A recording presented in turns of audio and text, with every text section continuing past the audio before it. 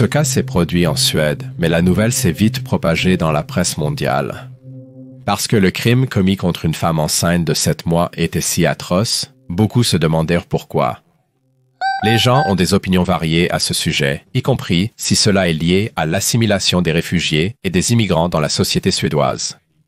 C'est à vous de juger. Dites-moi ce que vous en pensez dans les commentaires. Allons-y. Le 29 avril 2023, à 1h de l'après-midi, Melissa Elmborg est arrivée à la résidence de sa fille, Saga Elmborg, pour récupérer quelques objets. La famille était pleine d'anticipation pour l'avenir. Saga, âgée de 20 ans, était enceinte de 31 semaines, soit 7 mois. Avec son partenaire, Mohamed Amin Ibrahim, qu'ils appelaient affectueusement Amin.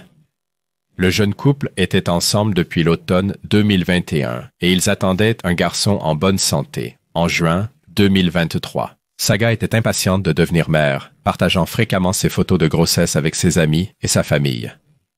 Sa famille très unie était très soutenante de son voyage vers la maternité. Saga s'était préparée avec diligence pour l'arrivée du bébé, s'inscrivant à des cours prénataux et rassemblant l'équipement essentiel pour le bébé. Melissa vivait par intermittence avec Saga pour l'aider pendant la grossesse. Elle était partie pour 2 nuits, jeudi et vendredi, 27 et 28 avril, pour donner un peu d'intimité au couple. En arrivant à l'appartement, Melissa était au téléphone avec sa autre fille, la Julia. Elle a sonné à la sonnette d'abord, juste au cas où Amin se promènerait nu, mais personne n'a répondu. Irritée, elle a frappé et appelé à travers la boîte aux lettres, mais n'a toujours reçu aucune réponse. Quand elle a voulu déverrouiller la porte avec sa clé, elle a vu qu'elle était déjà ouverte. Perplexe, elle se demanda pourquoi diable il ne verrouillait pas les portes. Comme Saga verrouillait toujours la porte, même pour de courts trajets jusqu'à la cave ou pour aller chercher le courrier. En entrant dans l'appartement, Melissa entendit l'eau couler du robinet de la cuisine. Elle alla l'éteindre et puis, à son horreur, elle vit Saga allongée sur le dos, sur le sol de la chambre. Ses longs cheveux noirs couvrant son visage. Melissa hurla de douleur dans le téléphone en voyant un dessus de marbre sur Saga et un cordon de lampe autour de son cou, sans aucun signe de vie. Désespérément, Melissa a soulevé la table et a appelé les services d'urgence immédiatement.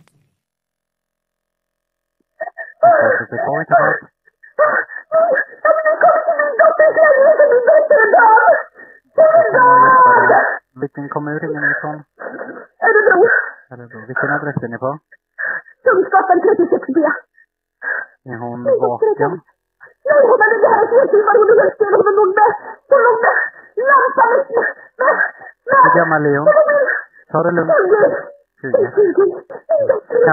Kan du påbörja hjärt-lungräddning? Ambulans är på väg. Hallå?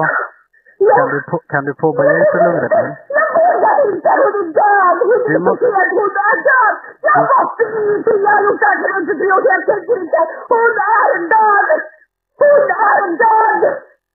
Ambulans är på väg till dig. Är det Saga? Ja, det är Saga! Hon skulle ge till min mormor om 2 månader. Min dotter är död. Jag trodde aldrig jag skulle få uppleva det här. Elle se souviendrait plus tard que faire du réanimation cardiopulmonaire ne servait à rien. Sa fille était trop raide. Elle a également dit que sa fille était froide. La police et les ambulanciers sont arrivés rapidement, mais tragiquement, Saga et son enfant à naître étaient déjà décédés. Les enquêteurs ont bouclé la zone et ont commencé une enquête pour meurtre. Le corps de Saga a été trouvé sur le sol de la chambre, entre le lit et un meuble de télévision, partiellement sur un tapis. Elle était allongée sur le dos, la tête tournée vers la gauche, les bras le long du corps, vêtue d'un ensemble côtelé rose, d'un pantalon, d'un cardigan et d'un haut. Du sang couvrait son visage, en particulier autour de son nez, de sa bouche, de son œil gauche et de son front. Un long cheveu noir ensanglanté obscurcissait son visage. On pouvait voir du sang. Sa langue était sortie et du sang coulait de sa narine gauche jusqu'à sa joue. Des traces d'acide désoxyribonucléique ont été collectées sous ses ongles et sur ses vêtements. Des empreintes de la base de la table ont été trouvées sur son cou, sa cuisse, son pantalon et le tapis. Sous le pied du lit se trouvait une lampe dont le cordon était légèrement enroulé autour du cou de Saga. La douille de la lampe était sous son épaule gauche et aucune dégradation n'a été observée sur la lampe. La base de la lampe était circulaire et mesurait environ 8,5 cm de diamètre. En examinant la chambre et le salon, les enquêteurs ont trouvé tous les tiroirs ouverts, avec des vêtements éparpillés sur le sol. Le téléphone portable de Saga a été retrouvé sous une couverture sur le lit. Un oreiller sur le lit king size avait une dépression comme si quelqu'un y avait dormi, tandis que l'autre n'en avait pas, suggérant que Saga était allongé seul sur le lit avant d'être attaqué. Le sol de la salle de bain était jonché de boîtes à bijoux éparpillées. Il n'y avait aucun signe d'effraction sur la porte du balcon ou les fenêtres. De la nourriture avait été laissée dans une poêle sur le feu dans la cuisine. Des empreintes de chaussures ont été recueillies dans tout l'appartement. D'après la scène de crime, il ne semblait pas qu'il y ait eu beaucoup de lutte. Le médecin légiste a conclu que Saga a été étranglé et étouffé à mort avec une dalle de marbre. La lutte à mort a duré de 5 à 10 minutes, avec une heure de décès estimée vers 1 heure du matin. À 3 heures du matin, le 29 avril. La police a commencé à enquêter sur le crime immédiatement le 29 avril, en commençant par une série d'entretiens avec la famille de Saga pour reconstituer les événements menant à cette tragique découverte. Selon la mère de Saga, Melissa, juste la veille, le 28 avril, Melissa, Saga et quelques amis s'étaient retrouvés au Mocha Deli dans l'après-midi. Tout le monde passait un bon moment, mais Saga semblait nerveuse, vérifiant fréquemment son téléphone en attendant un message de son petit ami, Amin. L'anxiété de Saga provenait du plan d'Amin d'informer ses parents qu'il allait être père. À 7 mois de grossesse, il était compréhensible que Saga soit sur les nerfs quant à la façon dont cette conversation allait se dérouler. Selon Melissa, Saga était inquiète de la réaction des parents d'Amin à la nouvelle.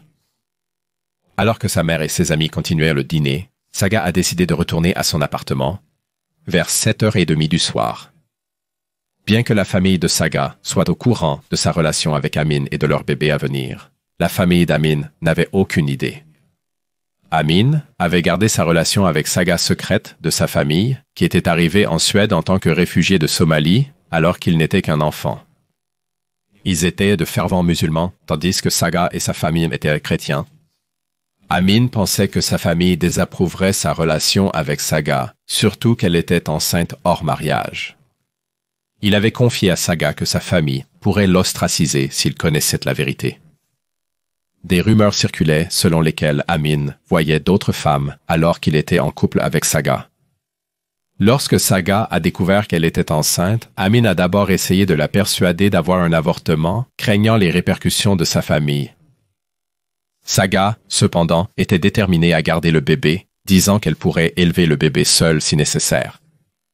Quand elle a annoncé sa grossesse à sa famille en octobre dernier, ils étaient heureux et prêts à la soutenir dans sa décision. Sa grand-mère lui a partagé quelques sages conseils pour réfléchir à comment cela fonctionnerait pour elle et son bébé, compte tenu de sa situation financière actuelle, et si son petit ami était prêt à franchir le pas suivant et à les soutenir en tant que famille. Elle s'est aussi inquiétée de la culture d'Amin, très différente de leur éducation suédoise. Avec le temps, Amin semblait accepter la grossesse et a même accepté d'emménager avec Saga dans un nouvel appartement, plus grand, le 2 mai 2023, lui prenant en charge le loyer. Melissa a noté que, malgré le fait que Saga et Amin soient ensemble depuis presque 2 ans, elle n'avait rencontré Amin que 3 fois. C'était surprenant, étant donné que leur fille était enceinte de 7 mois de son bébé au moment de sa mort. Melissa se souvient également avoir entendu une conversation téléphonique entre Saga et Amin, où Saga a confronté Amin après qu'une femme nommée Diana ait affirmé qu'Amin lui avait demandé de donner un coup de pied dans le ventre de Saga pour provoquer une fausse couche. De plus, Diana a dit à sa fille qu'elle couchait avec Amin. Amin a réussi à calmer Saga, la convainquant que ce n'était pas vrai. Étant donné le passé, quand Melissa a appris le meurtre de sa fille, elle a aussitôt poussé la police à questionner Amin. La police a d'abord reconstitué le déroulement des faits. Du 27 au 28 avril, Amin a pris un congé maladie au travail. Le 27 avril, Amin a passé l'après-midi et la soirée chez Saga. Saga lui avait donné un ultimatum pour informer sa famille de leur relation, du déménagement et de sa grossesse.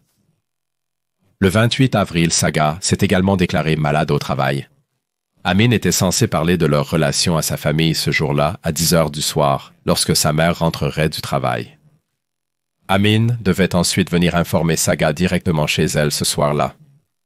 Elle l'attendait vers 11 heures du soir et lui envoyait des messages nerveusement toute la journée. Son anxiété a été perçue par sa mère et ses proches lors du repas à la charcuterie.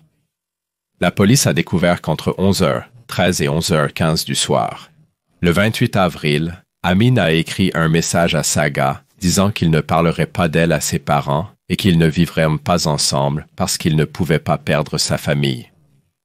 Cependant, il n'a jamais envoyé les messages. Ces faits ont établi Amin comme un suspect principal, suggérant un mobile pour le crime. Au lieu de le dire à sa famille, comme il prétendait le faire, il est allé chez Saga. La question était, que s'est-il passé là-bas? Était-ce une escalade ou une préméditation? Fait intéressant, la police a appris que la mère d'Ami était rentrée à la maison bien plus tôt que 10 heures ce jour-là, arrivant à 3 heures de l'après-midi. Amin avait-il déjà parlé avec elle quand Saga écrivait à Maldet? Ou n'a-t-il tout simplement pas osé lui avouer? Ou était-ce tout simplement une ruse pour mener Saga en bateau sans intention de donner suite? La police a confronté Amin et l'a emmené pour être interrogé. Les mises à jour clés des interrogatoires sont les suivantes. Lorsqu'il a été informé d'un meurtre dans un appartement, au 36B de Kungsgatan, qui était l'appartement de Saga, Amin était resté calme et a même plaisanté avec les détectives. Ils ont trouvé étrange qu'il ne mentionne rien sur sa petite amie vivant à cette adresse, faisant semblant de ne pas connaître du tout l'endroit. Il a demandé qui était mort là-bas, puis a étrangement interrogé la police sur comment il aurait pu tuer quelqu'un le jour précédent. Lorsqu'on a informé Amin qu'une femme, Saga, avait été assassinée, il a immédiatement affirmé ne pas être responsable, déclarant avoir un alibi pour la nuit du meurtre, et qu'il l'a vue pour la dernière fois le jour précédent, le 27 avril, ce qui contredit son ignorance précédente de l'endroit. En raison de ce comportement étrange, des déclarations contradictoires et des preuves accumulées, le désignant comme le principal suspect, la police a arrêté Amin et l'a placé en garde à vue. Quelques mois plus tard, Amin était jugé pour le meurtre de sa petite amie enceinte de plusieurs mois. L'accusation a présenté des preuves convaincantes, affirmant que l'acide désoxyribonucléique d'Amin a été trouvé sur les escaliers près de la porte de l'appartement de Saga le 29 avril à 7h20. Cette preuve était significative, car le chien de pistage, Amina, a suivi l'odeur et on sait qu'elle ne détecte les odeurs que jusqu'à 24 heures.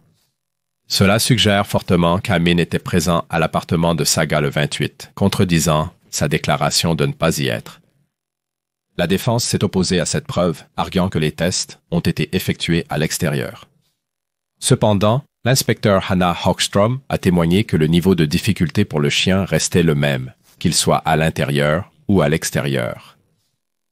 La procureure Elizabeth Anderson a déclaré qu'Amin avait tué sa petite amie en l'étouffant et en l'étranglant par pression sur son cou, affectant sa trachée et l'apport sanguin à sa tête. Amin est entré dans son appartement en utilisant la clé de secours pendant que Saga dormait sur le lit, comme l'indique la dépression, sur le côté de l'oreiller. Il l'a attaqué et ils ont fini sur le sol à côté du lit. Au début, il a probablement utilisé le cordon, mais a ensuite traîné le dessus de table en marbre de 30 kg ou 66 livres et l'a coincé contre sa gorge, l'étouffant avec son poids. Comme Saga était enceinte, elle aurait eu du mal à se lever sous le poids écrasant de la table qui a laissé des marques sur son cou et sa cuisse. On estime qu'elle a lutté pendant environ 5 à 10 minutes avant de succomber.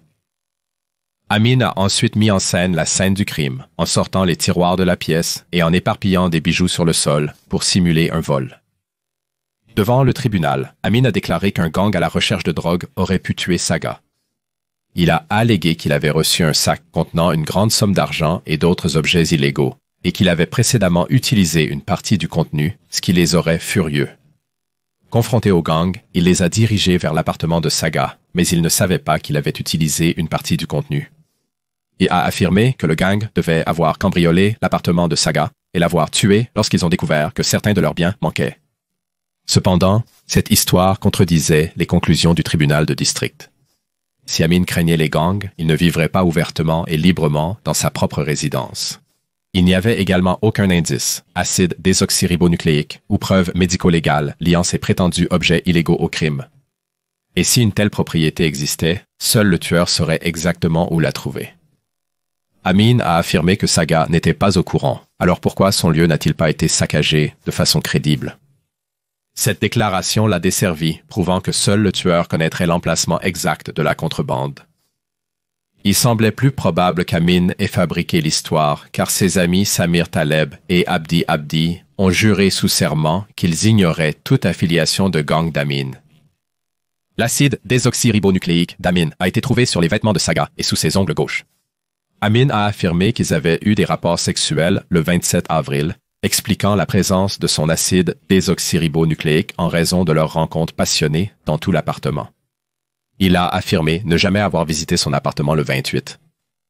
Preuves circonstancielles supplémentaires présentées au procès, comprenant des relevés téléphoniques de novembre 2022, montrant qu'Amin a demandé à Diana Hussein de donner un coup de pied dans le ventre de Saga pour provoquer une fausse couche.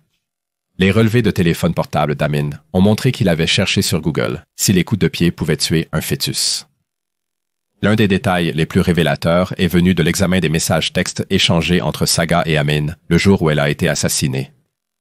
Saga tente de le rassurer avant qu'il ne rencontre sa famille. Il dit « On dirait que je peux presque sentir mon battement de cœur jusqu'à mon estomac. » Voilà, Saga dit « Prends ça facilement. Ça ira, chérie, parle-moi. » Après un moment, il a répondu à nouveau, en disant qu'il avait dit à une personne et qu'elle l'a pris avec philosophie. Cependant, selon le procureur, rien dans l'enquête n'indique qu'Amin a parlé de Saga à sa famille ce soir-là. Le dernier message de Saga a été envoyé peu après minuit le 29 avril. « Bébé, parle-moi. » On dit que le portable d'Amin était déjà éteint. Il se dirigeait vers son appartement pour se suicider. Après un procès qui a suscité beaucoup d'intérêt public dans la société suédoise, le sort de Mohamed Amin Ibrahim, ou Amin, a été décidé. Reposait dans la balance. Les procureurs ont argumenté avec ces faits. On avait découvert qu'Amin avait des raisons de vouloir se débarrasser de sa relation et de son futur enfant. Personne d'autre n'est soupçonné d'avoir un motif pour nuire à Saga. Parce que l'appartement ne montrait aucun signe d'effraction, les serrures étaient intactes et il n'y avait aucun signe d'intrusion. Il n'y a aucune raison de croire que Saga laisserait entrer quelqu'un facilement, surtout qu'il était près de minuit. Cela devait être quelqu'un qu'elle connaissait bien. Amin avait les clés de son appartement, il aurait donc pu entrer en déverrouillant la porte. Il n'y avait aucun signe de lutte qui ait laissé une impression sur les meubles ou ailleurs dans l'appartement, suggérant que Saga a été prise au dépourvu par quelqu'un qu'elle connaissait comme Amin. L'acide désoxyribonucléique, trouvé dans l'escalier par le chien renifleur, indique également que Amin était dans l'appartement de Saga le 28 et pas seulement le 27, suggérant fortement que Amin est celui qui a commis le crime. Le sperme d'Amin a été trouvé sur les vêtements que Saga portait lorsqu'elle a été assassinée et à la fois à l'avant et à l'arrière du corps. Des débats ont eu lieu au tribunal pour déterminer si Saga s'était récemment douchée ou si elle portait des vêtements non lavés. Car si l'acide désoxyribonucléique était d'avant, cela ne soutient pas l'affirmation de l'accusation selon laquelle Amin était définitivement là le 28. L'acide désoxyribonucléique sous les ongles a également soulevé la question de la fréquence des douches de Saga. Sa mère a attesté qu'elle prenait une douche au moins une fois par jour et se lavait souvent les mains, surtout parce qu'elle était enceinte et ne voulait pas tomber malade. Si Amin n'avait été là que le 27e, il aurait eu de nombreuses occasions de laver son acide désoxyribonucléique sous ses ongles. Le lendemain du meurtre, Amin a supprimé Saga de Snapchat et a effacé les messages textes et les appels de Saga du dernier jour, mais ils ont quand même été récupérés. Cela suggérait clairement qu'Amin essayait de couvrir ses traces avant même que la police ne lui parle. Les activités téléphoniques de Saga avant sa mort ont été obtenues, mais celles d'Amin étaient différentes.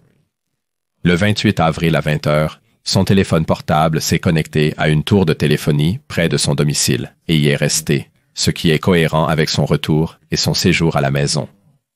Il semble qu'elle ait utilisé son téléphone constamment entre minuit 53 le 29 avril, mais ensuite son activité a cessé.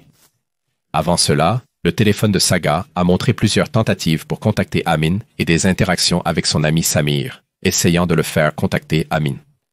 En revanche, le téléphone d'Amin et son alibi pour la nuit ont conduit à quelques révélations choquantes.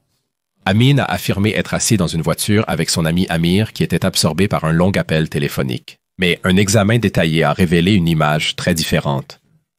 De minuit 22 à 1h57, le téléphone d'Amin est resté inutilisé et il a reçu un appel de son ami Samir à minuit 28, mais il n'a pas répondu.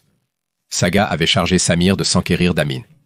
Le signal du téléphone plaçait Amin près de l'adresse de Saga à ce moment-là, contredisant ses affirmations d'être loin avec son ami Amir. De plus, les détectives ont trouvé invraisemblable qu'il était simplement assis dans la voiture à côté de son ami sans utiliser son téléphone.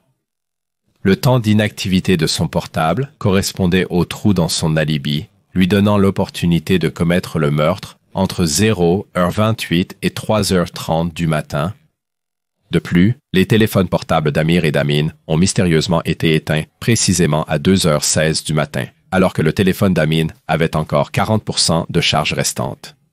Cela suggère qu'une personne avait les deux téléphones en main. Le fait que son téléphone ait été éteint était aussi inhabituel vu ses habitudes d'utilisation passées. Enfin, lors de l'interrogatoire initial, Amin a carrément dit qu'il avait un alibi pour la nuit du 28, ce qui était étrange à dire avant même qu'on ne lui demande, indiquant qu'il avait peut-être prévu ce qu'il allait dire lorsqu'il serait interrogé par la police. Malgré le manque de preuves directes dans cette affaire, les preuves circonstancielles ont été jugées assez solides pour évaluer le dossier dans son ensemble. Mais certains espéraient que l'absence de preuves directes ne pourrait pas prouver sans un doute raisonnable que Amin était coupable du crime. La seule preuve qui semble sans réponse était l'empreinte trouvée dans l'appartement de Saga qui ne correspondait pas à Amin. Néanmoins, cela n'exclut pas que Amin était là le 28e. Amin nie totalement toute faute. « Oui, je suis dans le déni depuis 9 mois maintenant », a-t-il dit lors de l'une de ses dernières interrogations, et il voulait dire qu'il aimait Saga. De plus, l'enquête sur les craintes d'Amin, que sa famille ne le renie pour avoir déshonoré le nom de famille, s'est avérée non concluante. En bref, aucune preuve ne semble indiquer que la famille était même au courant de sa petite amie enceinte et qu'il leur avait dit qu'ils emménageraient ensemble une semaine plus tard. Il est probable qu'Amin ait inventé cette excuse, se cachant derrière sa religion et son héritage somalien, et nous ne saurons jamais si sa famille accueillerait leur bébé et Saga à bras ouverts dans leur vie. Le président du tribunal suédois, Lars Gunnar a déclaré qu'il s'agissait d'un crime d'honneur et la police suédoise a même défini leur version de ce type de crime. Selon le procureur, Mohamed Amin Ibrahim vivait dans un contexte honorable de sa propre définition, où il n'était pas autorisé à être avec, je cite, des femmes blanches. Le 5 juin 2024, Mohamed Amin Ibrahim, âgé de 22 ans, a été condamné à la réclusion à perpétuité pour le meurtre de Saga. La Cour était unanime dans sa décision. Amin continue de nier toute faute. Citation, « J'aime Saga et notre enfant commun, et je n'ai jamais eu de pensée, d'idée ou de plan pour tuer Saga. La violence n'est pas dans ma nature, a-t-il dit pendant le procès. Amin et son avocat de la défense pensent que l'auteur doit être quelqu'un d'autre et il prévoit de faire appel du verdict. N'oubliez pas de laisser un j'aime, de vous abonner et